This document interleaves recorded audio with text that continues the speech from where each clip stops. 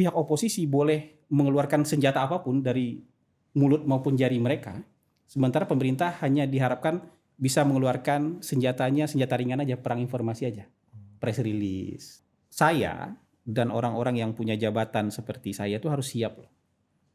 Dievaluasi kapanpun, nggak harus menunggu 6 bulan. 1 bulan dievaluasi juga bisa. Iya kan kantor kita KPI-nya approval rating pemerintah. Kalau approval rating itu turun, yang pertama kali harus dievaluasi kantor kita loh.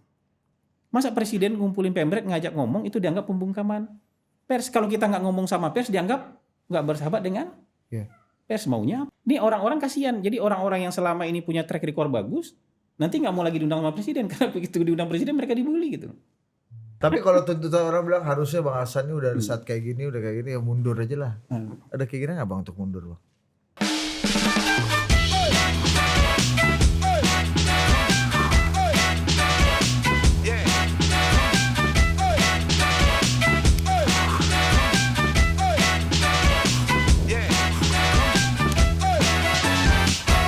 Oke, welcome to Total Politik dan orang bisa silih berganti, yang tidak bisa dihentikan adalah apa? Perubahan. Bergantian. Itu tagline Anies Baswedan. Bukan bergantian, gue nyomong bergantian. Jadi apapun itu ini modifikasi dari Anies Baswedan. Iya, sebenarnya dia yang paling menyerapi. Bener juga ya tagline bergantian. Tenun kebangsaan. Iya. Karena ya Bang Hasan ini udah mulai banyak nih Bang sejak teror kepala babi ini. Silih berganti juga orang menghardik dan meminta Bang Hasan itu untuk dicopot. Salah satunya senior kita nih yang sangat kita hormati. Bang Ray Rangkuti lah misalnya. Apa itu? Bang Ray bilang ya di tengah meruaknya berbagai persoalan sejatinya dihadapi dengan wajah yang lebih dialogis, Hasan Nasbi keluar dengan sikap menantang, meledek dan bahkan seolah tidak peduli. Dia mengatakan bukan sebaliknya, ketua PCO seharusnya diisi oleh orang yang memang menguasai teknis komunikasi, bukan debator. HN itu lebih tepat sebagai debator, bukan kepala komunikator katanya. Wah, gitu Bang. Terus ada senior lagi yang satu-satunya pengamat politik yang memanggil Bu Mega dengan panggilan Mbak Mega. Mbak Mega. Adi Pre juga ada ngomong gitu juga lah. Kurang lebih. Coba apa kalimatnya apa? Sayun apa Adi Pre ini? Sambil lu tanya dulu dari bentar. Gue lagi nyari dulu. Sadas bentar ya Bang. Internet belum dibayar sama Vira nih. Apa kata Adi Pre? Belum, ini sekarang lagi loading. Aduh, internet lu ini aduh. Sorry Bang. Ini nggak punya kuota atau gimana? Enggak Bang, ini wifi kantornya nih Bang. Habis lebaran kembali ke nol kayaknya. Iya, betul-betul kelihatan itu. ini, kelihatan. Jadi kami lah. Ray Rangkuti dulu Bang. Silakan tanggapi Bang. Nah, ini Hasan Nasbi. Oke. Mana nih Adi Praitno? Udah. Ya udahlah, itulah Bang, pokoknya Adi Praitno kritik Abang lah harusnya mundur. Al-Araf juga bilang Hasan Nasbi sebaiknya mundur gitu Bang. Dan terus siapa lagi? lebih paten lagi kan di situ, salah satunya soal membandingkan dengan masanya SBY, harusnya Abang belajar gitu dengan juru bicaranya SBY gitu dalam menghandle krisis gitu. Iya. Ada banyak ya? Banyak Bang. Kalau dilanjutin di media sosial, kalau dilanjutin banyak banget ini Bang. Sebelum lagi di medsos. Sebut nama aja, sebut nama. Ya nama-nama penting siapa? Ya itu tadi apa Adi Pray, ada Bang Al-Araf, Bang Ray Rangkuti. Ya pengamat dan inilah Bang, aktivis media sosial umumnya merasa bahwa Bang Hasan udah nggak relevan lah. Gitu Bang. Gara-gara kepala babi. Nih, jadi kami mendesak nih kata Bang Al-Araf, kami mendesak Presiden Prabowo untuk meninjau kembali posisi Hasan Nasbi dari jabatan Kepala Kantor Komunikasi Presiden. Sikap yang ditunjukkan Hasan tidak patut secara etika. Iya. Ini ada Guntur Romli juga nih Bang. Oh iya, Guntur Romli. Ya, evaluasi kabinet saya kira Presiden bisa menyimak survei opini publik penilaian kualitatif terhadap kabinetnya yang dianggap oleh publik tidak mampu menerjemahkan program Presiden tapi malah membuat blunder gitu. Survei opini publik itu penilaian kualitatif. Iya, menurut Guntur Romli gitu tadi. Gitu ya. Sama ini kan hasil survei bisa terlihat menteri-menteri yang dianggap rakyat tidak bisa menjalankan program dan malah membuat blunder. Guntur mencontohkan blunder yang dilakukan Kepala Kasih Presiden atau Presidential Communication Office PCO Hasan Nasbi saat menanggapi teror kepala babi di redaksi Tempo. Nih kata Guntur harus dipecat, itu menormalisasi teror kepada pers. Kalau kata orang-orang ini banyak nih Bang. Iya. Ada Najwa Shihab bakal gantikan Hasan Nasbi. Ada artikel itu Ada juga. Uni Lubis lagi kan, Uni Lubis bakal masuk bergabung gitu. Iya, bau ini juga disebut ya katanya ya. Gimana Bang? Ya mungkin saya nggak mau tanggapi, maksudnya satu persatu ditanggapi itu enggak lah. Di antara mereka juga ada beberapa yang saya kenal sangat baik. Ada yang dulu teman sangat baik. Ada yang sudah saya anggap sebagai kakak sendiri juga dan berhubungan sangat baik. Yang lain mungkin saya nggak terlalu kenal, cuman kenal namanya aja. Tapi yang perlu diingat oleh orang-orang ini, jabatan seperti jabatan saya ini, yang political appointee ini, bukan sebuah jabatan yang bisa kita taruh SK-nya di dalam lemari terus kita kunci rapat-rapat supaya nggak diambil orang. Bukan sesuatu jabatan yang bisa kita taruh di berangkas, kita kunci rapat-rapat dengan 7 lapis, 10 lapis kode sehingga nggak bisa diambil sama orang. Ini kan jabatan yang mau gimana pun harus ditaruh di atas meja. Terbuka, terang benderang, dan bisa diambil kapan saja oleh si pemberi mandat, oleh orang yang memberikan amanah jabatan itu. Jadi saya juga melihat harapan-harapan mereka itu sebagai sebuah harapan yang biasa saja. Tidak merusak selera makan, tidak mengganggu waktu tidur juga. Karena ya kan mungkin ada 2 faktor lah. Faktor pertama, orang-orang yang tadi disebutkan itu, apapun kejadiannya kan juga jarang kita dengar untuk kemudian memberikan statement yang positif terhadap orang-orang di pemerintahan. Pertanyaannya apakah misalnya kalau kepala PCO diganti kemudian mereka menjadi pro pemerintah? Ya maksudnya kalau diganti dengan siapapun dia akan juga marah-marah sama Kepala PCO yang baru. Kepala PCO yang baru gitu loh. Jadi gitu. Yang kedua buat saya juga mungkin, ya saya nggak tahu apakah karena mungkin ada kenal pribadi atau mungkin karena ada persoalan-persoalan pribadi kemudian ada juga yang meminta itu diganti. Tapi secara umum buat saya tidak mempersoalkan hal itu sama sekali. Jadi tidak terganggu dengan statement-statement seperti itu. Jadi ini yang jabatan yang bisa diambil kapan aja. Gitu. Tapi kalau misalnya diganti itu ya begitu dirasa mungkin tidak cocok lagi, tidak bisa lagi memenuhi keinginan atau target dari si pemberi amanah, ya itu bisa diambil kapan saja. Cuman kita menyarankan supaya jangan sampai terlalu jauh mencampuri urusan yang sebenarnya urusan mereka aja kan. Ini kan urusan presiden aja. Kalau presiden memang merasa kita tidak perform atau kita tidak lagi sejalan dengan presiden, ya kapan aja kita bisa lewat kok. Apalagi kalau ini kan mungkin orang-orang yang tadi bicara itu siapapun kepala PCO-nya, mereka akan tetap memainkan narasi negatif terhadap pemerintah. Mungkin yang tidak disukai oleh teman-teman ini adalah ketika pemerintah berubah gaya komunikasinya. Jadi peperangannya gini loh. Peperangan yang dilakukan oleh teman-teman yang sekarang menjadi oposisi itu, kalau kaliber senjata narasinya itu sudah perang kognitif. Perang kognitif itu sudah melabel orang, memanipulasi kesadaran. Pokoknya orang itu begitu bangun tidur, pokoknya pemerintah jelek aja. Ya kan? Sementara pemerintah menurut mereka hanya boleh melakukan perang informasi. Hanya boleh mengklarifikasi. Menyampaikan informasi, mengklarifikasi.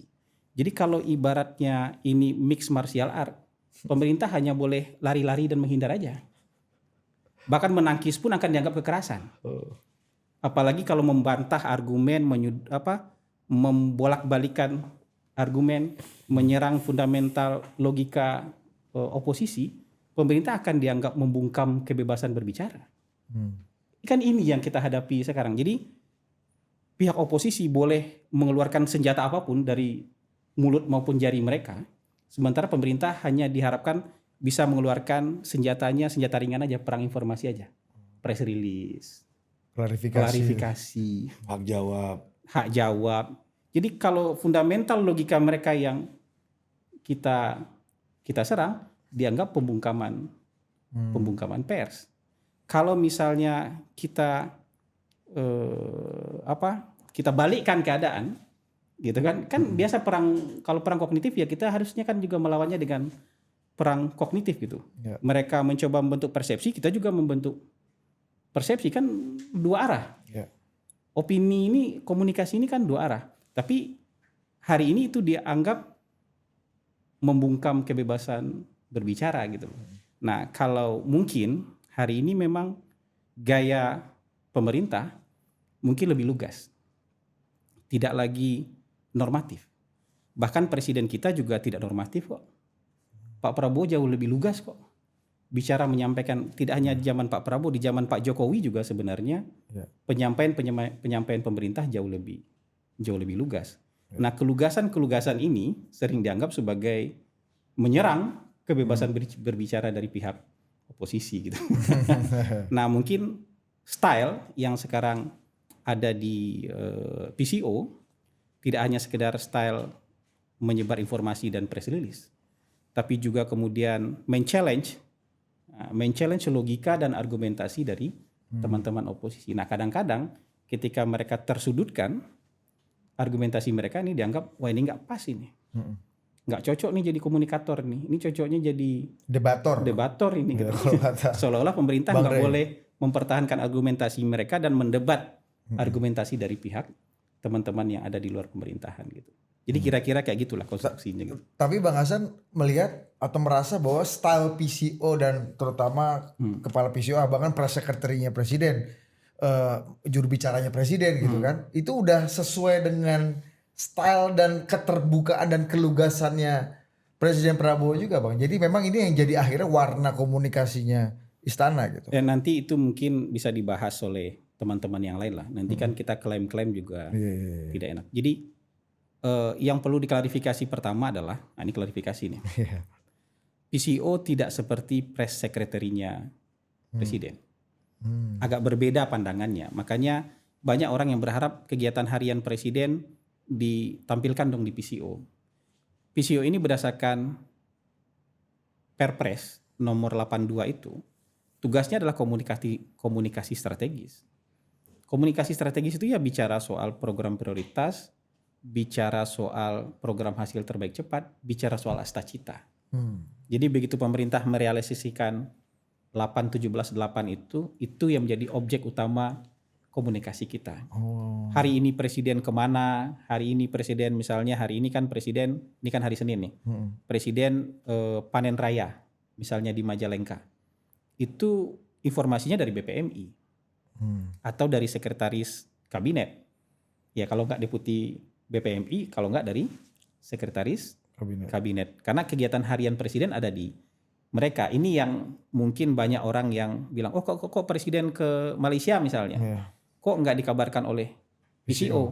Itu biar dikabarkan oleh BPMI atau dikabarkan oleh sekretaris kabinet gitu loh. Jadi ada pembagian tusi yang jelas ketika PCO ini didirikan. Walaupun kadang-kadang kita nggak bisa menghindar dari pertanyaan-pertanyaan harian ini. Ya yang kita tahu kita kasih tahu. Tapi kalau misalnya yang kita belum dapatkan informasi yang mendalam ya kita serahkan BPMI yang menjelaskannya. Karena ini memang tugas pokok fungsi BPMI. Besok Pak Presiden sholat Idul Fitri di mana gitu misalnya. Iya, pasti nanya ke Abang juga kan. Iya, tapi mungkin kita tahu, tapi kita lempar dulu ke deputi protokol media. Tapi kalau misalnya nggak ada jawaban dari sana ya kita yang jawab. Bang, gitu. Tapi balik itu ke aja. isu Jadi tadi. bukan seperti press secretary yang dibayangkan oleh teman-teman itu. Bang, balik lagi ke isu meminta Abang diganti ini, kira-kira ini kan dari hari Sabtu lah bergulir. Isunya sini hari ini hari Senin gitu. Kira-kira dari beberapa hari Abang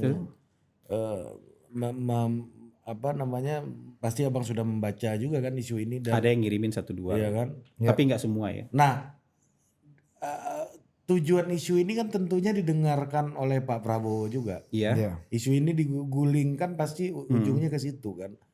Ya apakah karena orang nggak suka sama abang atau karena Ya. ada yang mau menggantikan abang karena macam-macam lah agendanya akan bisa aja, bisa akan sampai ke situ Bisa gitu. aja, Nah, bisa Ya. kira-kira kalau di dalam bang dari pemantauan abang udah sampai mana isunya nih gitu? Apa udah sampai level Teddy kah atau sampai Enggak, mana sampai itu- pintu gerbang Maksudnya istana? isu bahasan di reshuffle gitu. Iya untuk diganti ini atau Saya sampai- nggak yang tahu abang persis, pantau? nggak tahu persis karena nggak ada pembicaraan sama sekali soal ini. Malah Tapi nggak diomongin. Nggak ada obrolan soal ini kan nggak ada sama sekali. Ya. Tapi pada prinsipnya saya dan orang-orang yang punya jabatan seperti saya itu harus siap loh. Dievaluasi kapanpun, nggak harus menunggu 6 bulan. 1 bulan dievaluasi juga bisa.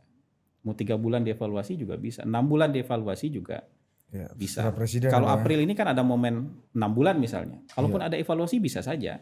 Jadi siap-siap aja. Tapi kalau misalnya ditanya ada pembicaraan, sampai sekarang nggak ada pembicaraan. Ini heboh di luar aja menurut bang.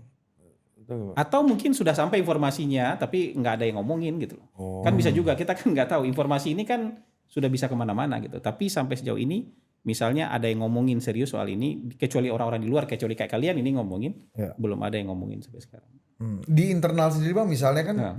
kalau sampai misalnya relawan tim relawan kemarin di Pilpres juga ikut ngomong, Bala JP ya. ya pendukung-pendukungnya Iya, Pak iya. Prabowo Gibran gitu kan juga udah mulai ngomong. Ini kan artinya ya bukan hanya dari luar nih Pak, seperti kata abang tadi Saya nggak teman-teman tahu yang tadi. kalau dari relawan mungkin belum ada. Belum Mungkin ada ada yang satu terbuka orang, ya. satu orang yang Bara menyampaikan JP ini. Ya tapi ya saya nggak tahu kan itu juga dari media tier berapa ya. Iya, Saya nggak tahu. Tapi kalau yang dari relawan sejauh ini belum ada. Gitu. Kalau yang Projo udah WA ngomong banyak. gitu ya. Yang WA banyak justru menyampaikan abang yang kuat ya gitu, abang yang tahan gempur terus gitu. Ya, kita kan nggak mungkin gempur terus juga gitu. Ini Tapi yang relawan-relawan nih. yang relawan-relawan gitu. Yang kuat bang gitu, yang sabar bang gitu. Ya banyak yang memberikan support seperti itu. Tapi buat saya mau support ataupun mau permintaan seperti itu buat saya itu sama-sama fair aja. Kan sebanyak orang yang suka dengan kita, sebanyak itu juga mungkin orang yang tidak suka dengan kita. Begitupun sebaliknya kan. Sebanyak apa orang yang pengen kita diganti, mungkin ada juga dengan jumlah yang kurang lebih sama juga orang yang pengen kita dipertahankan. Makanya keputusan ini kan sebenarnya hak prerogatif presiden. Cuman kita di luar-luar ini kan kadang-kadang suka aja menebak-nebak kemana arahnya hak prerogatif presiden. Jangankan hak prerogatif presiden, hak prerogatif Tuhan pun kadang-kadang orang suka nebak-nebak. Ini nggak masuk surga nih orang. Ini masuk neraka nih orang. Ini ibadahnya nggak diterima tuh hak prerogatif Ini Tuhan yang aja. soleh nih, ini enggak nih kan. Bukan hanya menebak bos, kadang-kadang mengarahkan juga kan. Ya gitu. Jadi hak prerogatif Tuhan pun kadang-kadang diarahkan. Iya, siapa tahu Tuhan denger. Kayak gini kan siapa tahu presiden dengar. Nah, siapa tahu gitu. Jadi hak prerogatif presiden pun ada yang mengarah-ngarahkan gitu. Betul. Nah. Tapi ini harus di kalau saya memang menyikapinya lebih banyak. Kalau kalian nggak tanya ya buat saya ini santai aja nih, diam aja. Karena mereka yang statement itu juga ada yang kirim langsung ke saya. Abis statement kirim ke saya tuh ada. Gitu. Oh gitu bang, serius bang. Dan kirim link Atau medianya. temannya yang kirim ke saya bilang, oh ya nggak apa-apa, terima kasih gitu ya kamu. Bang, tapi kalau tadi banyak juga yang nggak sedikit yang kemudian minta abang untuk merujuk ke senior abang lah. Press secretary di sebelumnya meskipun PCO tadi kata abang bukan press secretary pada yang kita bayangkan seperti di Amerika dan masa lalu. Tapi cobalah lihat lagi tuh para jubirnya Presiden SBY gitu misalnya yang lebih kalem, lebih bijaksana dianggapnya menendukan gitu bang. Abang lihatnya gimana bang? Sebenarnya itu kan saran yang sangat bagus. Dan sebelum saran itu diutarakan ke kita justru sudah belajar banyak dari pendahulu-pendahulu kita. Belajar itu dalam arti bukan meniru kan. Kalau belajar meniru berarti kita akan sama persis dengan orang yang kita tiru. Belajar itu kan harusnya membuat kita setidaknya lebih baik daripada tempat kita belajar. Ya, tapi ukurannya jangan perasaan. Kalau menurut kami ini lebih baik, ya ukurannya jangan perasaan dong. Kalau bisa ukurannya itu adalah ukuran-ukuran yang bisa diterima oleh semua orang. Misalnya ukuran approval rating. Misalnya dibandingkan, saya nggak enak sebenarnya bicara ini, kamu aja yang ngomong. Misalnya gini, ada data sih bang. Coba cari, coba cari kamu browsing approval rating 100 hari pertama Presiden Pak SBY. SBY. Approval rating 100 hari pertama Presiden Jokowi. Oke. Approval rating 100 hari pertama Pak Prabowo. Pak Prabowo. Ya, Itu dibandingkan aja gitu. Betul, Dan ada masa kalau misalnya ya Di tingkat kepuasan masyarakat terhadap kinerja Presiden Jokowi kalau di akhir ya Bang ya, itu 75% dirilis indikator politik Indonesia. kalau yang awal Survei mencatat penurunan dari 82%. Kalau angka kepuasan ini lebih tinggi dibandingkan pendahulu Jokowi yang di mana Presiden SBY di akhir masa jabatannya 69%. oke, kita main itu dulu. Jokowi mengawali kepresidenannya 20 Oktober 2014 dengan approval rating sebesar 62%. 62%. Di Pak SBY itu 2004 65 kayaknya. 65 ya Bang ya. Kayaknya 65. Iya, Dari betul, data yang saya ingat tuh 65% Pak SBY. Nah itu sekitar gitu tuh Bang. Ini Jadi jadi data. coba Budi sebutkan lagi. Jadi kalau 100 hari pertama Pak SBY berapa? 65. 65%. Kalau 100 hari pertama Pak Jokowi berapa? 62. 62. Ya. 100 hari pertama Pak Prabowo berapa? Hampir 81%. 81%, taruhlah 80%. Iya. Kira-kira menurut kalian 80% itu buruk, sedang atau lumayan bagus? Lumayan paten? Ya, Paten lah, lebih 80. bagus daripada yang sebelumnya secara objektif kan gitu. Iya, kalau Angka misalnya nih, kan? 80 ini bisa dianggap buruk, sedang atau paten? Sangat baik lah. Paten lah kalau nilai 80 kan harusnya paten ya Bang. Nah, dalam kepatenan itu kira-kira ada nggak seujung kuku kantor PCO? Boleh nggak kantor PCO ikut nebeng seujung kukunya dari 80% tuh? Ikut-ikut nebeng paten lah.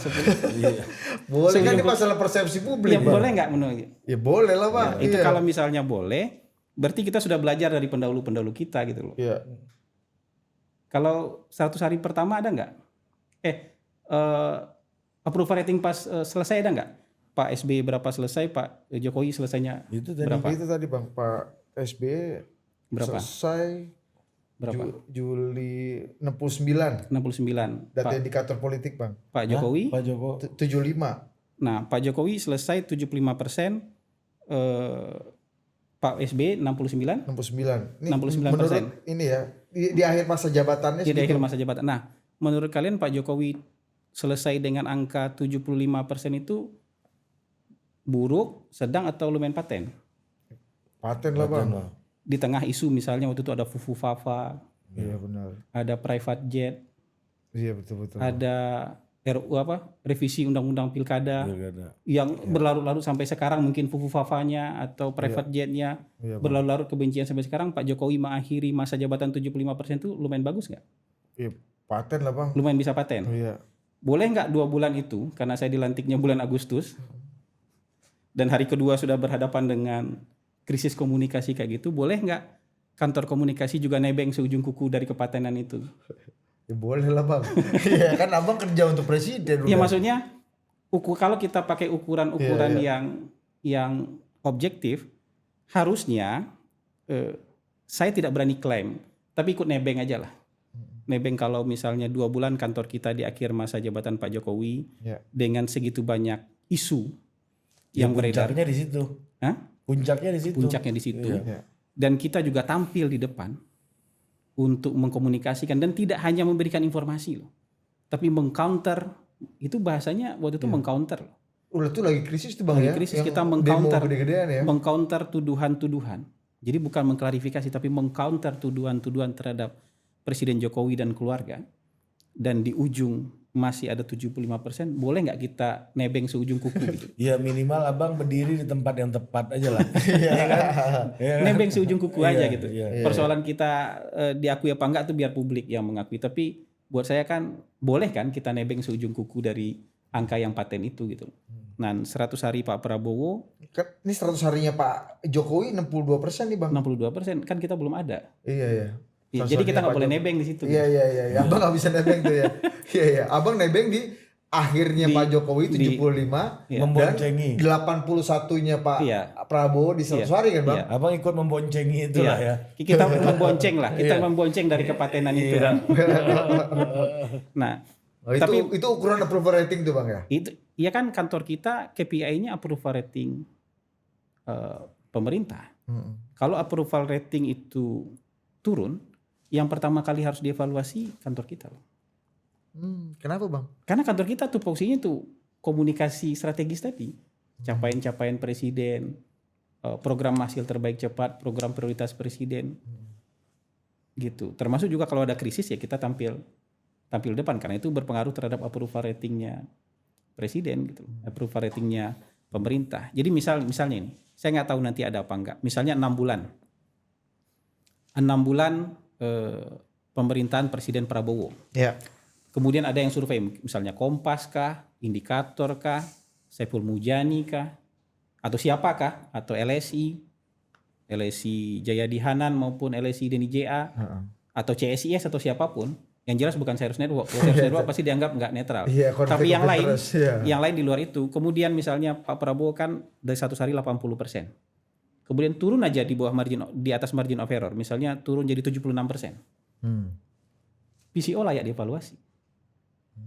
Kepala PCO-nya sangat layak untuk dievaluasi. Dan itu nggak usah babi bu, nggak usah mereka teriak-teriak, ini harus diganti, itu harus diganti. Dengan sendirinya kepala PCO layak untuk dievaluasi. Based on KPI data itu bang? Based on KPI data itu. Walaupun mungkin tidak 100% itu peran komunikasi kan. Kan kementerian-kementerian itu juga melakukan kebijakan-kebijakan pro rakyat banyak sekali. Presiden juga mengumumkan kebijakan-kebijakan pro rakyat juga banyak sekali. Tapi kan minimal seujung kuku peran komunikasi ada di situ. Kan ya ada. Karena ini persepsi sih bang. Karena ini persepsi. Jadi kalaupun turun, ada dosa kita, ada kesalahan kita. Karena berarti gagal. Misalnya soal kepala babi. Oh gara-gara kepala babi, isu kepala babi, itu approval rating presiden turun jadi 76 katanya. Kalau 77-78 kan masih margin of error. Tapi kalau 76 kan sudah di luar margin of error. Artinya secara statistik memang turun. Ya. Kalau turun layak dievaluasi. Oke. Sangat layak untuk apakah dievaluasi. kontribusinya seujung kuku atau tidak seujung kuku, tapi ada kontribusi. Ada kontribusi. Gitu. Terhadap penurunan. Tapi kalau dalam kondisi kepatenan dia juga pasti ya boleh ada dong, kalau dalam penurunan kita ada peran, berarti dalam kepatenan boleh juga nebeng peran sedikit. Iya Pak, fair juga gitu. Biar fair aja ukuran-ukurannya. Walaupun makanya kalau penurunan abang dianggap paling bertanggung jawab lah ya. Salah satu yang paling bertanggung jawab lah dalam penurunan kan. Ya boleh ditujukan penurunan itu kepada kita seluruhnya juga boleh. Iya. Karena itu KPI kantor kita. Tapi kenaikan ya nebeng. Nah kalau kenaikan kita nebeng dikit lah. Kita nebeng dikit lah. Tapi gue bagus juga logika Bang. Tapi gue masalah Bang Hasan ya, yang dianggap kan Bang Hasan ini kan dianggapnya nggak beretika, nggak berempati gitu banget terhadap keresahan publik dan terutama teror pada pers itu. Gue jadi ingat, saya pernah dapat cerita dari Pak Wimar bang, bekas juru bicara Presiden Gus Dur. Waktu itu lagi puncak-puncaknya Gus Dur disuruh mundur, ya gue jawab aja gini, di mana mundur kan nggak mungkin secara konstitusi. Gue bilang aja, oh memang kita harus turun memang, saya dan Presiden harus turun, bukan turun jabatan tapi turun berat badan, gitu-gitu. Itu juga dianggap nggak beretika juga, sama aja tuh.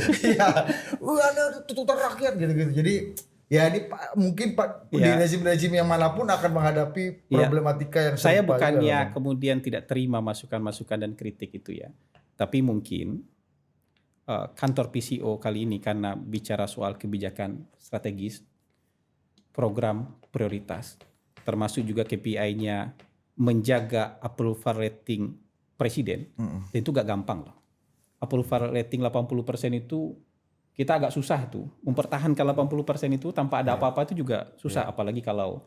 Tapi di tengah begitu banyaknya kebencian, misinformasi, disinformasi, fitnah dan kebencian yang bisa disampaikan oleh siapa saja hari ini, berita-berita yang tidak benar, tidak tahu juntrungannya dari mana kemudian dialamatkan kepada presiden untuk menjadi berita negatif bagi pemerintah. Kalau pemerintah tidak melakukan perlawanan opini, ya pemerintah pasti kalah. Kalau hanya menghindar, lari-lari, bahkan menangkis pun dianggap sebagai sebuah bentuk kekerasan gitu. Kita nggak ada menyerang balik, menangkis saja dianggap sebagai sebuah pembungkaman atau kekerasan atau tidak empati. Ya pemerintah akan kalah secara opini. Yang dianggap agresif itu dalam kategorisasi abang tuh apa sih bang? Gimana sih? Misalnya kalau pemerintah harus nggak boleh menghindar tapi harus agresif juga dalam melakukan perang opini. Bukan dalam arti agresif, tapi kan ada logika-logika yang sebenarnya harus dipatahkan. Logika-logika yang harus dipatahkan. Dalam kasus kepala babi itu kan insinuasinya itu seolah-olah datang dari pemerintah. Makanya saya bilang, ayo kita kecilkan si peneror. Kita kecilkan si peneror dengan cara apa? Dengan kayak gitu. Terus pada marah, saya bilang, loh, kita lagi mengecilkan si peneror kan. Oh kan Tempo merasa diteror. Gimana Tempo merasa diteror hari ini? Minggu ini dia mengeluarkan liputan yang jauh lebih serem lagi gitu. Soal judi online ya Bang ya? Iya, emang mereka ngerasa terteror kan? Kan kayak gitu. Nah kalau pertanyaan yang berikutnya, emang media yang kritis hanya Tempo? Kan media yang kritis banyak. Emang CNN nggak kritis? Emang Kompas nggak kritis? Emang Tirto nggak kritis? Kemarin kita Ferry Latuhihin aja agak kritis ini. Iya, ada Ferry Latulihin yang personal kritis. Rocky Gerung nggak kritis. Itu kalau kita kritis tuh nggak sesuai dengan harapan orang masalahnya. Ya gitu.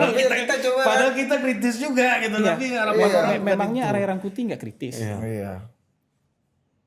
Ada banyak sekali aktor-aktor politik, stakeholder politik di Indonesia yang kritis dan nggak kurang-kurang kritisnya terhadap pemerintah. Dan dalam keadaan baik-baik aja kan. Ferry Irwandi itu. Bahkan panggungnya nggak pernah dibatasi. Ya, betul. Hari ini juga sampai hari ini nggak ada satupun media yang diperkarakan oleh pemerintah. Yang dibawa ke Dewan Pers saja oleh presiden atau oleh pendukung presiden sampai sekarang belum ada. Jadi kebebasan berbicara, kebebasan memberikan berita. Jadi pemerintah itu betul-betul hari ini setia dengan pasal 28 Undang-Undang Dasar 1945. Setia dengan Undang-Undang Nomor 39 dan Undang-Undang Nomor 40 tahun 1999. Soal HAM dan soal pers. Kan nggak ada yang dibungkam. Tapi kalau kita menangkis aja dianggap agresif ya Pak. dianggap agresif dan itu udah perang kognisi dia melabel kita kalau kita agak menangkis sedikit gitu. Nah dianggap ini tidak empati. Tapi nggak sedikit juga yang menganggap bahwa oke, kalau pemerintah sendiri menangkis itu kan nanti dianggapnya agresif dan membungkam. Ya kan pemerintah juga punya kaki tangan, makanya dibilangnya buzzernya yang bergerak. Nah, gitu gimana Bang? Menurut Abang? Saya nggak ngerti siapa yang disebut dengan buzzer. Jangan kalau dari sisi pemerintah kemudian dianggap buzzer. Pemerintah ini adalah presiden lah ya, itu adalah orang yang berhasil memenangkan hati dan perasaan masyarakat. Jadi dia punya pendukung yang sangat besar.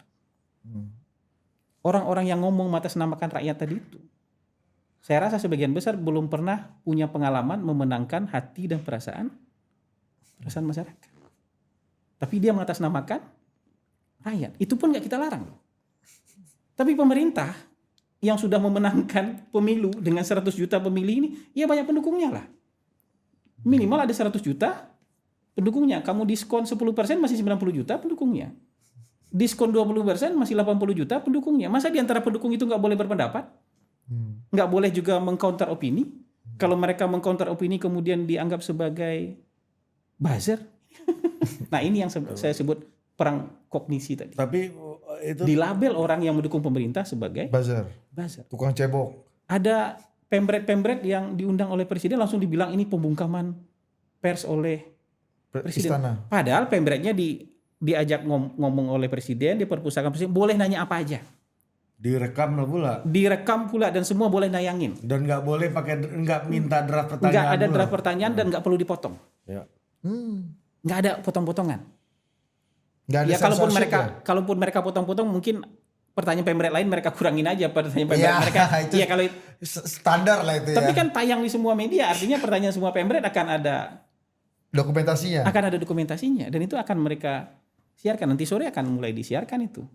Boleh nanya apa saja terhadap presiden dan presiden jawab. Ya, itu. Tapi oleh orang yang tadi melakukan perang kognitif tadi itu, mereka melabel ini pemret-pemret sudah kebeli. Di medsos ramai juga tadi ya. Itu bayangin coba. Ya senior kita Mbak Uni lu bisa juga. Masa yang kayak gitu nggak kita lawan? Kalau gitu kita hanya klarifikasi, kita hanya kasih informasi, ya kalah kita. Iya. Logika semacam itu harus dilawan dan harus dipatahkan. Masa presiden ngumpulin pemret ngajak ngomong itu dianggap pembungkaman Pers, kalau kita nggak ngomong sama pers dianggap nggak bersahabat dengan Iya. pers. Maunya apa? Gimana logikanya istana membungkam orang kayak Uni Lubis, orang kayak Najwa Shihab, orang Ya, kayak kan orang yang sudah teruji semua. Sultan Dharma Saputra, Bang Alvito. Ini orang-orang kasihan. Jadi orang-orang yang selama ini punya track record bagus, nanti nggak mau lagi diundang sama presiden karena begitu diundang presiden mereka dibully gitu. Karena statement-statement tadi tuh yang apa? Kekacauan berpikir yang sudah nggak tahu juntrungan lagi itu. Dan itu dibiarkan gitu kan. Dan kita selama ini nggak pernah lawan itu. Iya. Kan instrumen kita itu hanya bisa opini lawan opini. Perang informasi lawan perang informasi. Tapi kalau perang kognitif juga harus lawan perang kognitif dong. Kalau perangnya sudah memanipulasi kesadaran orang, membentuk kesadaran orang, kita juga harus membentuk kesadaran orang dong. Itu udah dilakukan belum sama pemerintah, sama istana Bang? Sama PCO? Kita merancang kayak gitu, tapi baru aja kita lakukan itu udah dianggap tidak empati kan. Ya. Oh, dengan mendowngrading Iya. teror? Bukan mendowngrading teror, Peneror. mendowngrading si peneror, Iya, peneror, dianggap iya. tidak empati. Mereka maunya maunya yang punya mereka yang dibesar-besarkan gitu. Padahal toh ternyata mereka juga nggak takut. Liputannya makin kesini makin Ganas. ganas gitu. Kan bukti bahwa nggak takut.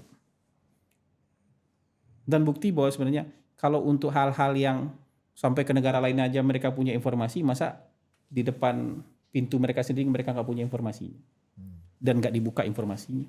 Dan itu apa kritik yang berlanjut di sana artinya ya tidak ada ketakutan Nggak ada ketakutan, nggak ada pembungkaman. Dan pemerintah melindungi itulah itu Abang mau Bukan melindungi, tapi pemerintah komit Menjamin, dengan kebebasan pers. Ya. Dan pers ini kalau kita tidak setuju dengan liputan mereka, kita nggak bawa langsung ke penegak hukum, tapi kita bawa ke dewan pers. Sesuai undang-undang. Sesuai undang-undang. Itu pun sampai hari ini belum pernah dilakukan.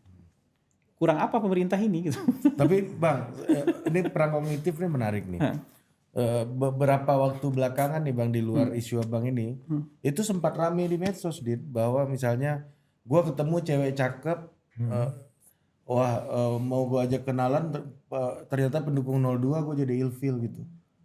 Nah, jadi banyak tuh kayak gitu tuh. Diucapin dan macam-macam polanya. Dan ini kan akhirnya Itu yang Bang Hasan ngomongin perang kognitif iya, tadi itu gitu. sudah mau mengarah kepada demokrasi yang entah bagaimana dalam kepala mereka, tapi membayangkan perpecahan dan pembelahan sosial di Amerika Serikat misalnya. Kita beda agama bisa pacaran. Kalau di Amerika Serikat, tapi beda Demokrat sama Republik udah susah itu. Gitu. Kamu sama-sama nggak punya agama atau beda agama bisa serumah mungkin. Tapi begitu udah satu Republikan satu Demokrat. satu udah susah. Iya, itu kalau keluarga Republikan ngeliat orang Demokrat tuh udah orang di others aja tuh. Kamu bisa mabok bareng dalam satu meja, tapi begitu nanya udah bisa kamu pilih apa? Saya Republikan, saya Demokrat, kamu pindah meja kali gitu. Iya. Itu masih mending di others Dit. Apa? Different tuh artinya beda. Iya. Ada other masih yang lain. Sanglian kan. Kalau different udah beda. Gua manusia, lu bukan manusia. Nah kalau Beda, sudah gitu. sampai perang kognitif yang seperti itu kan harus dilawan. Iya. Kalau nggak bangsa kita mau terpecah jadi apa? Betul Bang. Nah, ini gua jadi Kita belum sampai situ ya. Iya, gua jadi Tapi kita relate. mengarah ke sana dengan statement-statement tadi. Coba bayangin, ini nggak ada yang itu kan yang itu sadis banget tuh yang bilang men-JFK-kan Pak Prabowo itu kan. iya. Itu mungkin entah oleh siapa, mungkin oleh orang yang bukan siapa-siapa juga. Iya. Tapi begitu narasi itu muncul, kita sudah mau mengarah ke sebuah contoh yang nggak baik gitu. Dan itu mungkin saja menginspirasi orang. Mungkin Bisa saja. saja di antara kebencian-kebencian yang tidak terkontrol ini, di antara kemarahan yang tidak terkontrol ini, kemudian kalau kita nggak lawan kemarahan itu, kita nggak patahkan argumentasi kebencian dan kemarahan itu bisa semakin besar. Dan pemerintah lama-lama akan makin terpojok dengan itu. Kalau pemerintah hanya boleh menghindar dan lari-lari, mengklarifikasi dan memberikan informasi, bahkan menangkis pun dibilang itu pembungkaman, ya pemerintah lama-lama akan tersudut. Kalau tidak ada perlawanan opini. Nah, tapi berarti udah nggak relevan soal bukan kritiknya yang bermasalah, tapi kuping Anda aja yang Anda harus tebalkan atau tutup, udah nggak relevan pendapat kayak gitu berarti. Pendapat maksudnya Dalam kuping, konteks ini kuping gitu. siapa yang ditutup? Ya pemerintah kalaupun marah gitu kupingnya aja ditutup. Jadi jangan kritiknya. sampai abang ikut perang kognitif gitu Iya. maksudnya kan. Abang tebelin berat. aja kuping Ini abang kan gitu. kita tidak hanya bicara soal pemerintah. Kita juga bicara soal masyarakat. Social order itu, ketertiban sosial itu bisa bermasalah loh di tengah kebencian, fitnah, dan disinformasi yang tidak dilawan itu. Saya bisa saja salah menganalisis itu. Kantor saya juga bisa saja salah menerapkan implementasi ini. Ya. Tapi keyakinan kita hari ini kalau misalnya DFK dan RCB ini betul-betul tidak dilawan, kebencian akan masif di mana-mana. Tapi Bang, Kesalahpahaman akan masif di mana-mana, dan pemerintah yang hanya ngasih penjelasan-penjelasan press normatif, release gitu kan. siapa yang makan penjelasan normatif? Iya, harus tempur juga Di perang kognitif. di perang kognitif, Di perang baik kognitif di ini kita forum-forum juga harus debat atau terlibat. Tapi benar, gue balik lagi ke isu yang gue temukan tadi ya. Fenomena ini apa gue belum tahu namanya, tapi karena Bang Hasan nyebut perang kognitif ini bagus nih. ya itu Konsep jadi yang- lu jadi punya nama Iya, kan. jadi punya nama untuk fenomena misalnya ternyata pendukung 02 bodoh katanya kan. Ada gitu-gitunya gitu. Iya, ini kan Itu kayak- doxing versi lain dari Nah, ya. bukan doxing, ini kayak Hitler dulu bilang lu ras Arya, lu bukan gitu, mirip-mirip. Iya, Fasisme iya, dalam iya. bentuk lain. Ini Lu dianggap- membangun kesadaran, Iya. tapi kesadaran yang merusak. Ini neofasisme gitu loh. Iya, iya. Ini nggak jauh beda sama fasisme menurut Iya, ini gua. otoritarian Ini seperti kalau yang Gus Ulil kalau waktu itu cuman ngomong. misalkan saya juga tahu ada beberapa Fasis. teman saya yang bilang menyebut saya dengan kata-kata kotor, misalnya pejabat bangsat, pejabat apa pakai nama kelamin apa dan segala macam itu.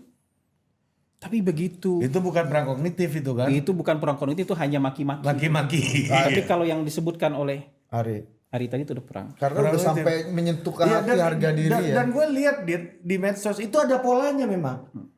Oh, ada dimainin pakai contoh kasus ini, tapi polanya sama. Dimainin pakai contoh kasus lain, Itu polanya sama. Itu TSM atau memang organik? Gue nggak aja? tahu. Coba misalnya Gua nggak gini, tahu, tapi polanya ada sama. satu kejadian, kemudian oh negara kita nggak baik-baik aja. Kenapa? Saya baru saja interview calon ART, tapi dia ternyata lulusan S1. Lulusan S1 aja Oh, ngelamarnya sekarang jadi ART. ART, jadi berita di sebuah media. Seolah-olah itu kan bisa juga data pencilan. Itu kan bisa juga 1-2 kejadian.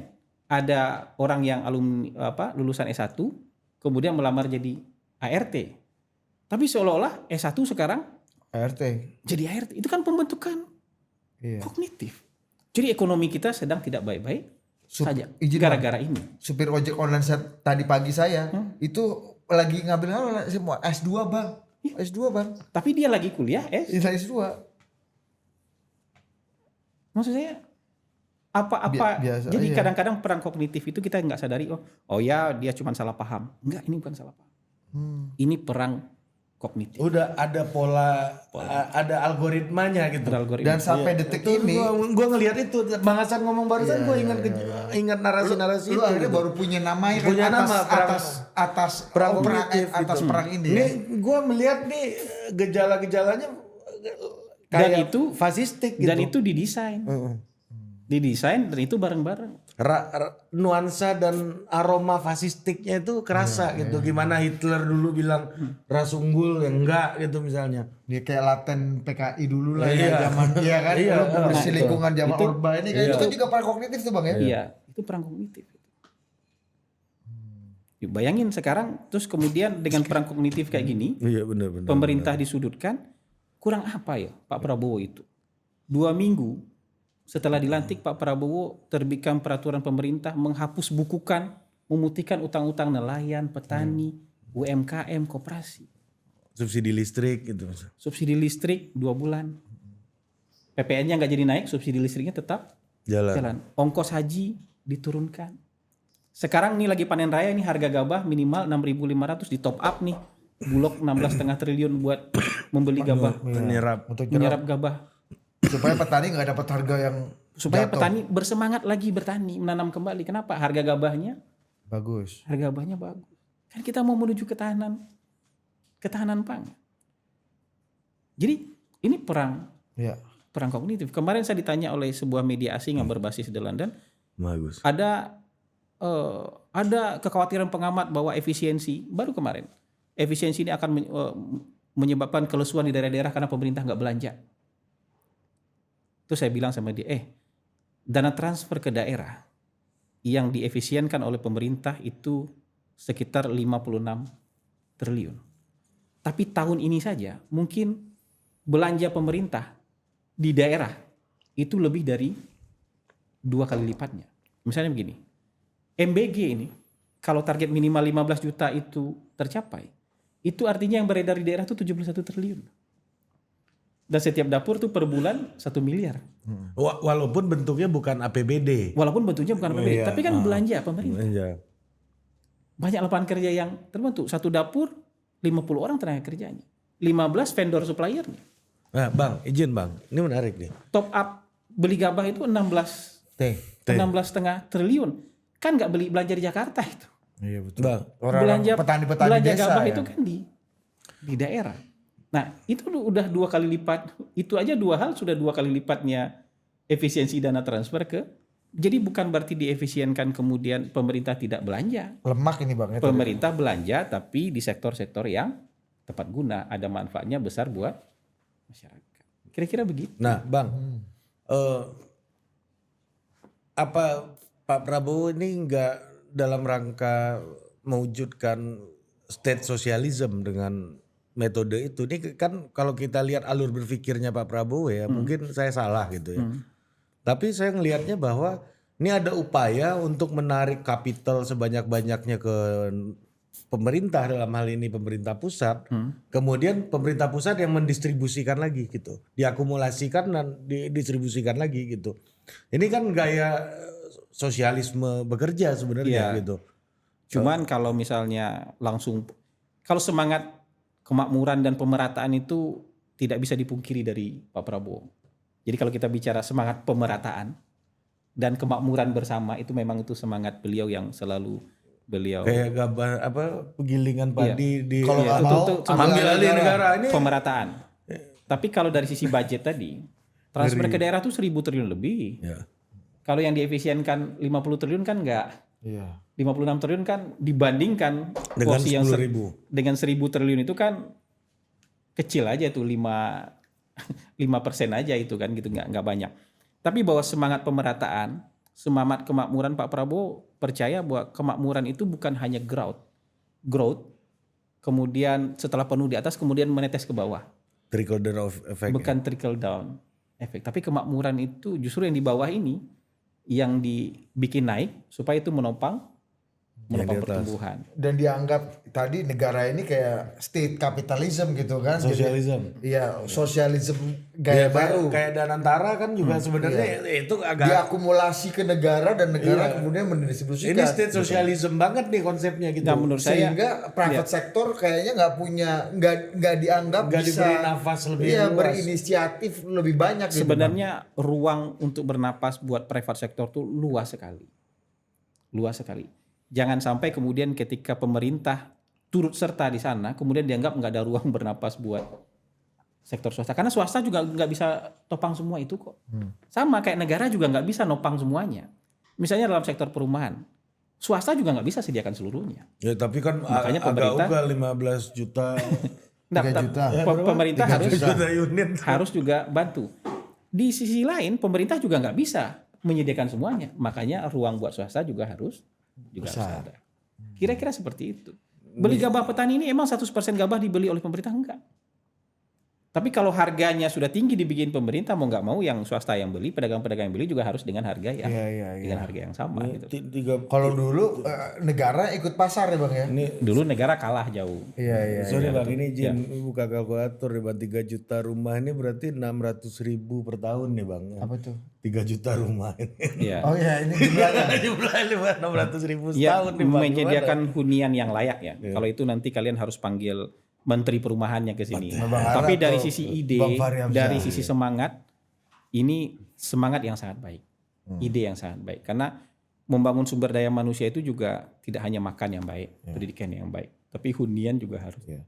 Stunting itu tidak hanya soal gizi loh, tapi drainase yang jelek itu juga bisa bikin stunting gitu. Gitu. Iya. Bang, ada yang bilang tadi kan kembali ke pola komunikasi bang. Kan abang merasa bahwa ya ini udah masuk ke perang kognitif. Sebenarnya ya kita nggak bisa kuping tebel aja gitu. Ini kan harus dilawan juga. Maksudnya, tapi kan nanti dianggap agresif macam-macam. Ada yang bilang udahlah pemerintah itu tenang aja, nggak usah lawan-lawan pakai buzzer, nggak usah lawan-lawan pakai rilis-rilis dan klarifikasi.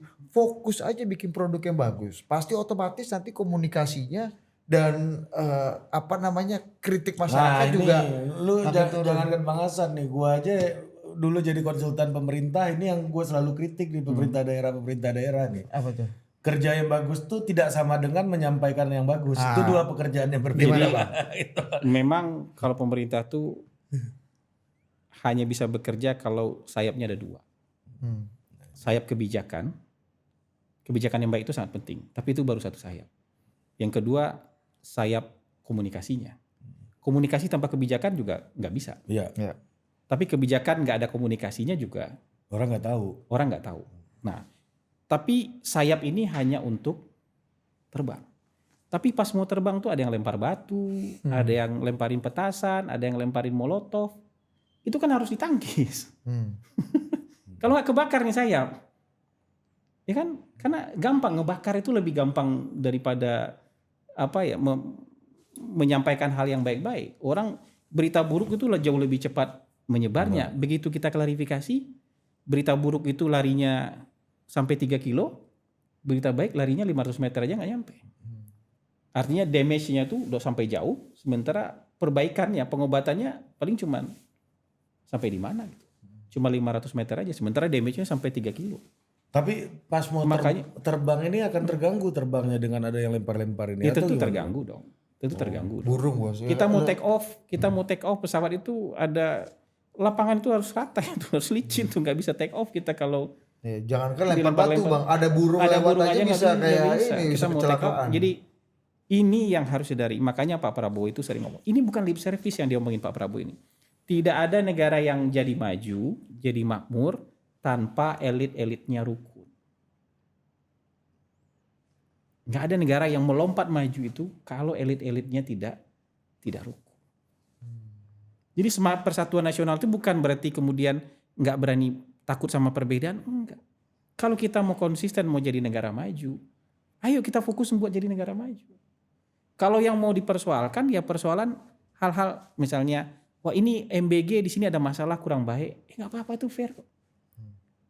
Cek kesehatan gratis kurang ini di sini, kurang bagus di sini, nggak apa-apa itu fair kok. Penyediaan rumah nggak capai target misalnya, atau kurang ini kurang itu fair kok. Tapi kalau kepikiran menyandung, pikiran memojokkan, ya, pikiran kemudian untuk, pemerintahnya pokoknya harus kelihatan jelek. Kalau bisa pemerintah ini diturunkan. Kalau bisa kita gelorakan perlawanan terhadap pemerintah. Lah ini negara-negara kita kok. Mau melawan siapa? Bukan berarti nggak ada kritik. Kritik itu kan perang opini biasa aja. Ya. Karena dulu pendiri-pendiri bangsa kita juga perang opini. Lewat tulisan, lewat pidato, mereka perang opini. Tapi berdiri sebagai bangsa ini. Kalau hari ini, kadang-kadang itu sampai menihilkan pemerintah. Sebaiknya pemerintah ini dibubarkan aja, ini dibubarkan aja, ini diturunkan aja, ini diganti aja. Kan nggak segampang itu. Kita punya proses untuk itu. Karena ketika proses itu diganggu atau dirusak, kita setback kembali lagi dari nol. Mendefinisikan pemerintahan, mendefinisikan demokrasi, mendefinisikan jalan yang harus kita tempuh. Bang, berarti balik lagi ke perang kognitif tadi Bang. Ini kan ujung konsekuensi ini dan masih perang kognitif nih konteks Abang nih. Ini saya lihat nih ada pola yang sama gitu ya. Ini hipotesis saya yang melihat pola narasinya di medsos gitu. Menurut Abang ini ada penggerak, kalau dulu kalau Budi bilang berselingkungan ini kan state actor yang membuat memulai perang kognitifnya, ya kan, perang kognitifnya. Kalau ini non state actor yang memulai, menurut Abang dari mana sumbernya Bang? Karena ini teknologi canggih nih dalam pertempuran nih. Kalau dianggap ada orkestrasi. Ini zaman kan sudah berbeda. Kita mungkin sulit menelusuri ini ujungnya dari mana. Yang kita lihat kan di puncak gunung esnya sudah terjadi seperti ini. Coba bayangin. Orang-orang yang punya kredibilitas bagus. Sebutnya aja 6 Pemret yang datang ini. Secara umum kredibilitas bagus. Uni Lubis, Najwa Shihab, Suta Dharma Saputra, Alvito Dinova Gintings. Vito Dinova, siapa Lalu lagi? Mara. Gintings. Hah? Lalu marah. Lalu Mara, ada Valerina Daniel. Ada Anggaraka juga di situ, Bang. Ketika didudukkan bersama presiden, dibully satu-satu. Itu perang kognitif loh. Jadi orang ini nanti akan dibentuk kesadaran baru. Lu nggak boleh ketemu presiden habis ini, karena kalau ketemu presiden lu kita bully. Dan kalau nggak bisa nanya yang kritis, Kalau berarti lu anda ketemu presiden, berarti Anda sudah dikooptasi oleh kekuasaan. Kalau Anda sampai mau datang mendekat ke ruang-ruang kekuasaan, berarti idealisme Anda sudah tergadai. Ya, bayangin coba. Padahal kan komunikasi itu penting. Bahkan komunikasi, orang lagi berperang aja komunikasi. Ini kan orang lagi perang aja masih kirim utusan kan. Kita break dulu kawan, gitu kan. Kita break bisa dulu. break dulu kan sholat. Iya, Sholat apalagi dulu, ini kan. satu bangsa satu negara yang kita lagi nggak berperang kok. Ya, Iya, kita benar. mau membangun sama bangsa, cuman posisinya mungkin berbeda. Ini posisi yang kritis, ini orang yang kritis begitu datang ketemu dengan presiden langsung dilabel macam-macam. Itu perang kognitif. Oh, Nah, orang ini kalau nggak kuat-kuat emannya langsung klarifikasi. Bang, ini sama nggak polanya dengan saya Pancasila, kamu radikal gitu? Bisa atau sebaliknya. Saya religius, kamu sekuler. Iya, sekuler. Oh dulu, oke, gue ngerti. Saya pro agama, kamu penista agama. Nah gitu-gitu. itu pemerintah Pak Jokowi dulu juga melakukan dengan sadar main di dalam arena perang kognitif itu, Bang. Menurut Abang dulu. Apakah Saya nggak melihat melakukan itu langsung dari pemerintah ataupun ya. menangkis, Bang? Kan dulu kan sempat heboh tuh radikal. Karena Kan? kita Itu state kalau actor, pemerintah itu tidak dalam posisi melabel. Pemerintah itu melawan fundamental, bukan melawan, men-challenge logika mereka, men-challenge argumentasi mereka. Kalau perlu meruntuhkan basis argumentasi mereka supaya apa? Supaya kesadaran kita sama. Kan mereka juga melakukan hal yang sama itu. Ya, Nah itu loh perang kognitif itu, ya. men-challenge itu. Saya mau mengubah pikiran kamu mau mengubah pikiran saya memberi informasi ke kamu memberi informasi ke saya, bukan kayak gitu. Oh ini bergelap-gelap dalam terang ini. Bergelap terang-terang dalam ya, balik lagi kita ke hipotesa awal. Nah, gitu kan. yang sekarang ada itu kita diharapkan dari pemerintah hanya perang pakai senjata ringan aja, perang-perang informasi, press Klarifikasi. release, pengumuman, Ya, kayak lawan gitu. abang pakai tank, abang pakai revolver kan. Nah, gitu, pistolnya gini-gini. Pistol gitu. air kan. Mereka pakai Abang bazooka, pakai stinger, pakai. Iya. Meskipun abang juga punya basoka, punya apa kan juga ada juga sebenarnya kan. Negara kan harusnya punya basoka, punya TNT. Lalu punya kemudian akan diikat kita dengan kan harusnya pemerintah beretika. Pemerintah harusnya empati begini. Jadi kalau kita menangkis saja dianggap tidak empati. Ya, yang ini yang harus diluruskan, kecuali kita merendahkan, kita memaki-maki orang, kecuali kita melabel orang dengan label-label yang merendahkan atau menyudutkan. Bang, itu. dengan situasi kayak gini, jujur ya Bang, aku kalau jadi di posisi abang mungkin aku frustasi. Abang nggak frustasi Bang? Karena melihat sebenarnya Ini kelihatan muka gimana nih? Seumur hidup gue ini pertanyaan lu paling meaningful ini. nggak, karena alat ada, ini ada, cuma nggak bisa tempur bos. Nggak bisa dipakai. Ini kayak Iya, abang kayak punya rumput tapi nggak bisa main ini kan kayak cedera. punya pesawat tempur tapi nggak ada pelurunya kan. Iya, iya. Ya minimal kita jalankan saja. Kalau yang tugas begini tuh kita jalankan saja sampai di mana batas kita boleh. Tentu kita akan mencoba untuk memaksimalkan kemampuan kita untuk ya tadi itu men-challenge opini-opini yang tidak baik terhadap pemerintah itu. Tapi kalau misalnya itu nanti dianggap melampaui batas, dianggap tidak sama lagi atau tidak bisa lagi dianggap sesuai dengan jalannya pemerintahan, ya kita harus bersedia dievaluasi. Tidak hanya bersedia dikoreksi tapi juga harus bersedia dievaluasi, termasuk juga bersedia digantikan dengan yang gayanya jauh lebih sesuai gitu. Gitu. Jadi kalau ada sekali lagi Bang terakhir. Kalau saya pribadi sekarang melihat Pak Prabowo sangat empati tapi juga lugas.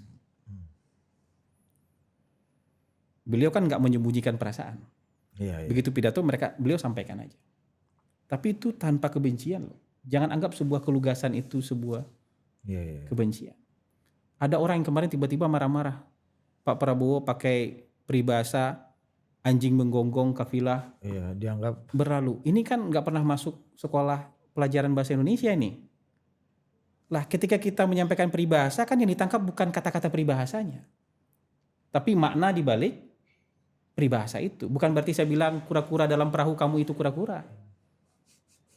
Bukan berarti Kata saya bilang dalam tempurung. kata dalam tempurung kamu itu kata gitu.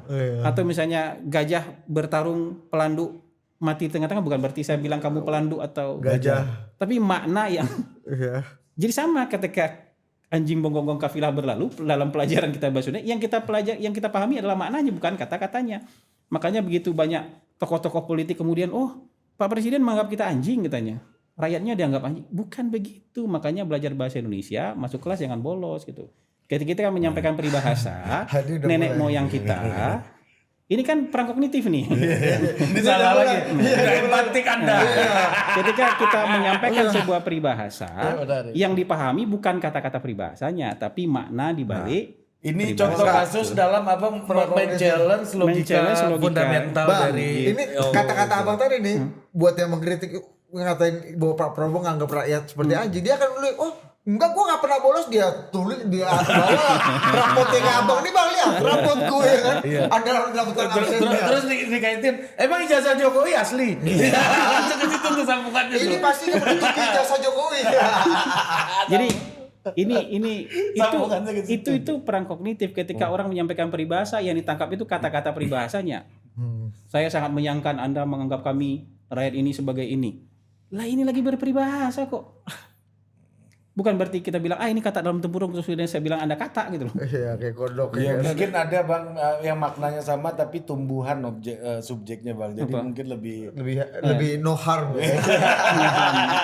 Kamu menganggap kami anggrek, padahal kami kan flamboyan. Tapi aku bilang aku Kamboja, maksudmu aku cocok di kuburan. Lu kayak Mas Andang lu barusan.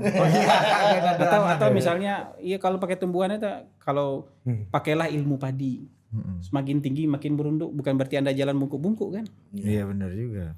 Tapi kan benar nggak dianggap anjing ini. Jadi kalau ketemu orang jalan bungkuk-bungkuk nanti bilang kenapa Anda jalan bungkuk-bungkuk? Saya mengamalkan ilmu padi, bukan begitu kan? Iya. Kalau anjing ini banyak tersinggung karena dianggap haram dan dog are not food. Tapi kan itu peribahasa bahasa Arab juga.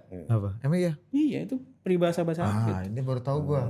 Apa bahasa Arabnya bang? Saya nggak hafal, tapi itu berasal dari peribahasa bahasa Arab yang disalin oleh orang-orang Melayu. Diterjemahkan. Gue ngerasa podcast sama Gus Ulil ini kan apa bahasa Arabnya Gus. Dia langsung hafal. Enggak, saya nggak hafal. Tapi itu pepatah bahasa Arab yang disalin jadi pepatah bahasa Melayu. Kalau katak dalam tempurung itu pepatah bahasa Siam. Siam itu Thailand. Siam. Kata dalam tempurung. Jadi banyak hal yang kita belajar itu penyampaian bahasa-bahasa kiasan. Iya. Jangan ditangkap letterlek bahasa kiasannya, tapi makna di balik itu. Iya. Kalau kita menyuruh kamu kalau bicara sama orang ngukur bayang-bayang dulu, jangan kamu kemudian keluar kamu ukur bayang-bayang badan kamu. Iya, ini metafor aja bang ya. Iya, misalnya manggil Mbak sama Ibu Mega gitu, ukur dulu lah bayang-bayang, cocok kan kita manggil Mbak sama Ibu Mega gitu. Lebih cocok kita manggil Ibu atau kita manggil Mbak gitu. Itu yang disebut kita ukur dulu bayang-bayang kita sebelum kita memanggil orang. Tapi bang, itu nggak tepat juga kata-kata Bang baru tadi bang. Karena Budi pernah membuktikan bang, dia manggil yang Putri Bu Mega aja ngambek. Nggak misalnya manggil Ibu, misalnya manggil tapi kan misalnya pantes bang, saya manggil Ibu Mega. Iya udah mengukur bayang-bayang presisi tuh. Iya kan salah pula, gue kan teman cucunya kan itu kan. Enggak, tapi kan misalnya ibu, kan? Misalnya ibu gitu kan. Buat saya kan kehormatan yang lebih pas. Mbak ini udah kayak Pak Laksamana Soekardi sama Eros Jarot ya. Maksudnya kayak gitu-gitu ngukur bayang-bayang itu juga bukan berarti Anda keluar dari rumah kemudian Anda bawa meter ngukur bayang-bayang Anda. Iya memang kawan tapi ini besok bang agak ini bang saran aja ke Pak Prabowo bang. Tumbuhan lah subjeknya lebih aman lah kan. Atau mobil-mobil. Dulu kita di Catarno itu ada diskusi gitu bang, kita perkenalkan filsuf flamboyan. Karena sebelumnya dia filsuf mawar dan melati. Itu gak mungkin tersebut ya. Filsuf ya.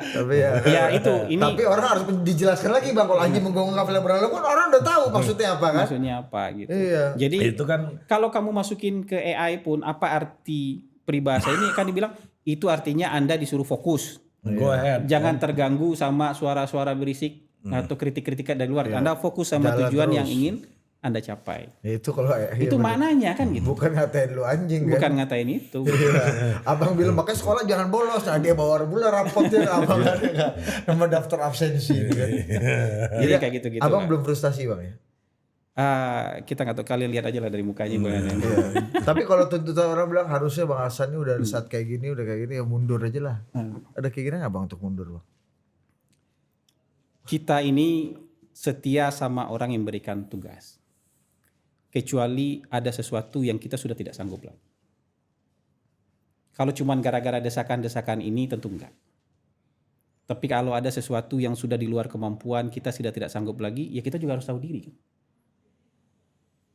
Itu dua hal yang perlu digarisbawahi itu.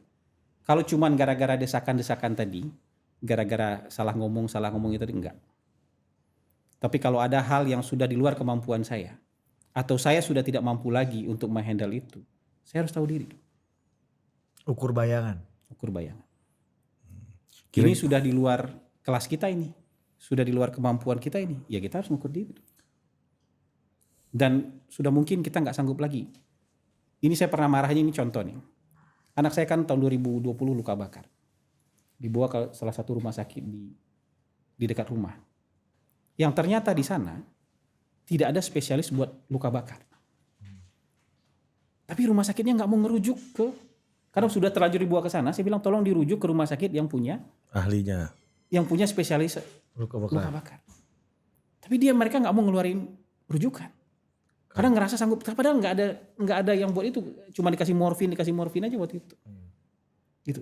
Akhirnya saya telepon salah satu orang yang tolong telepon kepala rumah sakit ini bilang kasih rujukan supaya anak saya bisa dipindah ke rumah sakit yang punya spesialis luka.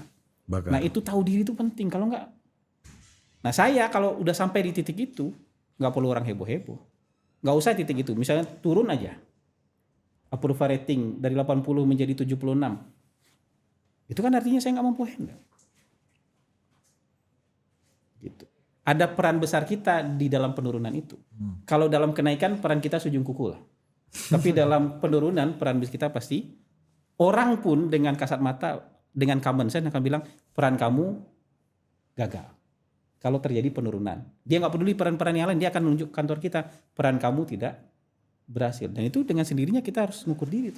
Komunikasi pemerintah gagal, makanya approval rating Karena dua sayap tadi kan. Kalau approval rating tinggi paten adalah kontribusi kau. Ada kontribusi sedikit. Lu panggil kau sama Bang Hasan. Oh iya. Ini cerita orang luar Bu. Cerita Bung Pandal ini Esan kau. Ada gitu-gitu. Jadi kalau yang kayak gitu-gitu nggak usah khawatir. Begitu kita ngerasa itu di luar kemampuan kita pasti akan serahkan kepada orang yang lebih baik. Tapi kalau menurut pengamatan Abang siapa yang paling selera buat gantiin Abang ini? Banyak lah pasti banyak. Lu pun gue lihat tongkrongannya selera banget tuh kayak lu. Pengen pula lu. Gua tegak lurus bos. Banyak. Kalau kayak itu banyak lah. Kan kita tongkrongan ini kan bagaimanapun gini. Posisi politik itu buat orang yang ada di luar kan indah semua. Buat kita yang di dalam kita udah tahu nih mana yang indah mana yang nggak indah kita tahu. Nah itu Bang maksudku Bang. Buat orang yang dari luar kan akan melihat indah semua. Jadi kalau ditanya siapa yang berminat saya yakin banyak. Iya. Saya kalau selera ada Bang, kemampuan yang kurang ini banget, keberanian apalagi. Kemauan ada ya. Kemauan ada, kemampuan kurang, keberanian nggak ada. Ini kita ngomongin apa ya? Ukur bayangan juga Bos. Nah kira-kira kayak gitulah. Kalau selera kan hak kan. Kita lu nggak selera. Gua? Iya. Enggak lah jadi Bang Hasan pejabat. Gua mending menikmati aja. Produk kan beda-beda Bos. Iya beda. Gua enggak Ya, makanya jangan lu perang kognitif dengan menyamakan semua orang juga. Kan gitu. Gua ikutlah perang kognitif ini menarik juga nih konsepnya nih. Saya nggak tahu teorinya yang benar tapi kira-kira level pertama itu perang informasi. Ya kita bertukar-tukar informasi kita. Perang opini. Ya kan? Yang terakhir itu perang kognitif, membentuk kesadaran. Kalau perang opini ya memuaskan keingintahuan aja. Itu memuaskan curiosity kita aja. Tapi kalau sudah perang kognitif itu membentuk kesadaran baru.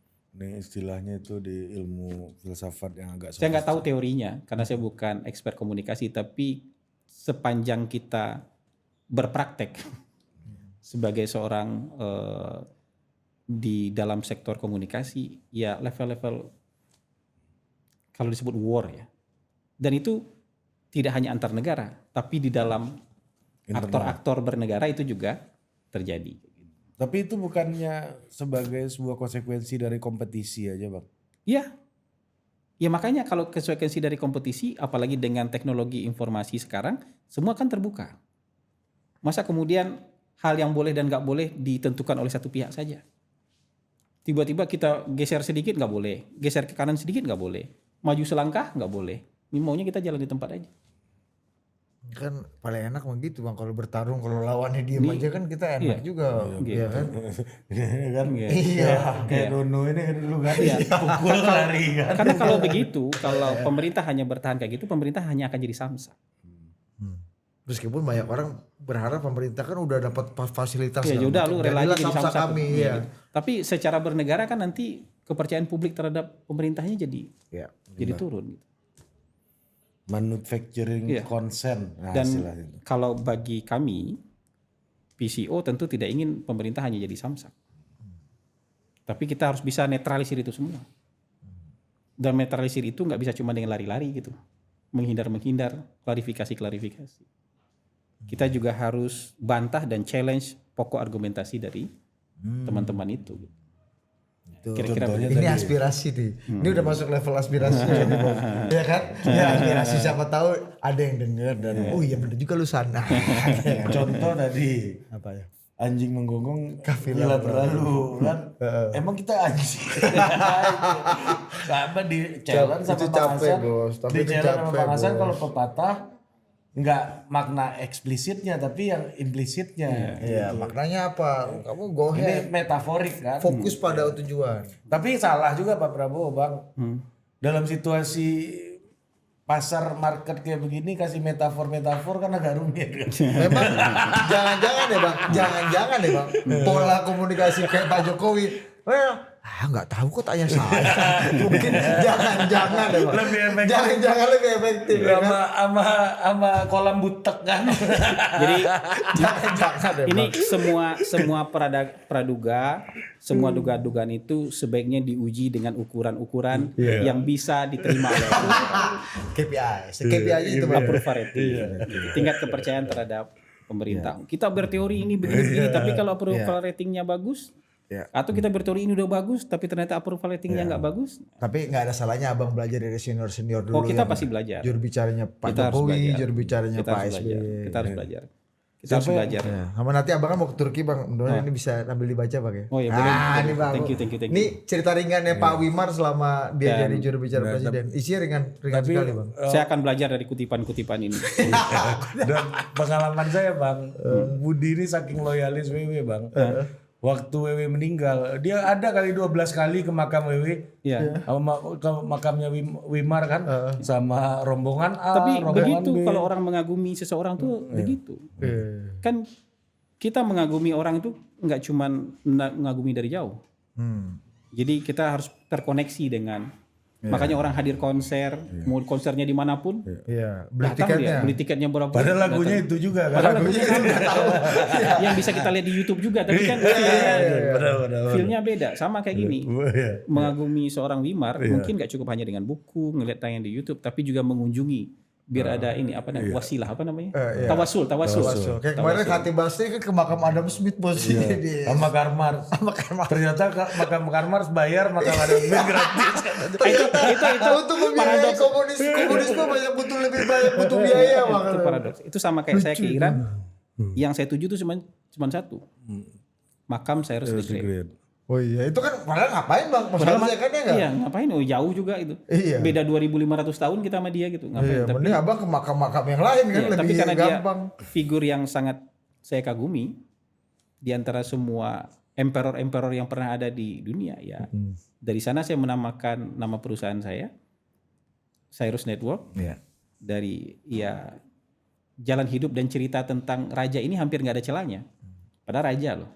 Makanya kita datang ke situ. Jadi Turi, wajar gua. Alexander the Great ini pun waktu mau menaklukkan ini ke Setelah makam menaklukkan, setelah membakar Persepolis, Persia. dia datang ke makamnya Cyrus. Cyrus supaya terlegitimasi. Oh, dapat dia ini menguasai ya. Persianya. religious legitimation ini ya, Karena begitu spiritual. kuat ininya Ya, dia, spiritual. begitu kuat legitimasi dia sangat kuat. Ya, sama kayak sebelum memutuskan siapa calon presidennya, Bu Mega pasti ke makam Bung Karno misalnya. Gue kalau tiap lebaran selalu ke makam ulama gue. Iya ya. Guru Mukni. Iya, kakek lu itu kan. Kakek Leluhur. Buyut istri. istri. Itu Bang, mudah-mudahan bisa Saya sudah harus menemani bandara Abang kayaknya di jalan Bang. Iya. Oke Bang. Oke, Dinda. Kamsia. Thank you ya. Itu harapannya tadi ada yang masuk sesi harapan tadi tuh gue tahu. Terima tuh, kasih, Bang. terima Masuk dikit. Ya Bang, Keren kasih keren. Bang. No regret. No regret. Tidak Nah, menyesal. sama gue klarifikasi lagi bisa nih. nyela. Nanti dibilang kami berdua nggak sopan nyebut Wimar aja. Wimar itu meminta kita panggil nama atau inisial. Ali pernah kena bentak Bang manggil Panggil Pak Pak. Wimar. Apa Pak gitu. Nah, kecuali ada permintaan khusus. Kecuali ada itu mengukur bayang-bayang tidak usah dilakukan. Iya. Kalau ada permintaan khusus. Iya, udah akhirnya kita panggil WW. Itu kan sama Wimar. kayak di FISIP, semua dosen maunya dipanggil Mas. Mas. Iya. Nggak ada yang boleh dipanggil Pak. Ada yang satu minta ke Divio tadi. Apa? Minta panggil Pak.